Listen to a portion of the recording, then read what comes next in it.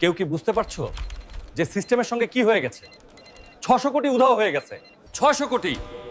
এটা কোনো সাধারণ গোলমাল নয়, এটা সরাসরি ব্যাংককে ডুবিয়ে দেওয়ার মতো ব্যাপার। স্যার, যদি অনুমতি দেন তবে আমি সব টাকা ফিরিয়ে আনতে পারি। তুই এখানে দাঁড়িয়ে থাকার যোগ্য না, আর 300 কোটির কথা বলছিস? বাইরে বের হয়ে যা। তোর কি ক্ষমতা আছে 600 কোটি ফিরিয়ে আনার? জানিস 600 কোটি টাকা কত হয়? যদি আমি টাকা ফিরিয়ে নিয়ে আসি তো তাহলে আমাকে কি দেবেন? যদি তুই সত্যই 300 কোটি ফিরিয়ে দিস তাহলে আমি তোকে 10 কোটি পুরস্কার দেব।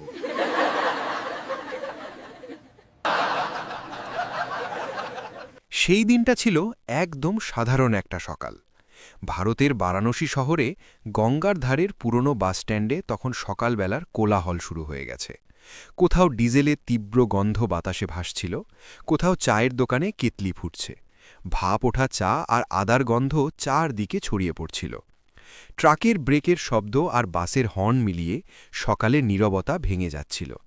এই সব শব্দের মাঝখানে গঙ্গার ধারের একটি সেতুর নিচে ভেজা কংক্রিটের পাশে বসেছিল একটি ১৩ বছরের ছেলে। তার নাম ছিল অর্জুন।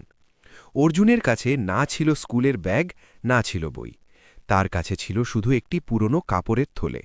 সেই থলেতে ভরা ছিল ভাঙা তার, নষ্ট চার্জার, পুরনো সার্কিট বোর্ড আর এমন সব যন্ত্রাংশ যেগুলোকে মানুষ আবর্জনা বলে ফেলে দিয়েছে। অর্জুন সেগুলো খুব মন দিয়ে দেখছিল। কারো কাছে এগুলো ছিল জঞ্জাল, কিন্তু অর্জুনের কাছে এগুলো ছিল রহস্য। তার মনে হতো এই ভাঙা জিনিসগুলোর অনেকগুলো এখনও ঠিক করা সম্ভব, শুধু কেউ চেষ্টা করেনি। অর্জুন খুব কম কথা বলত। সে বেশি বিশ্বাস করত শোনা আর দেখায়।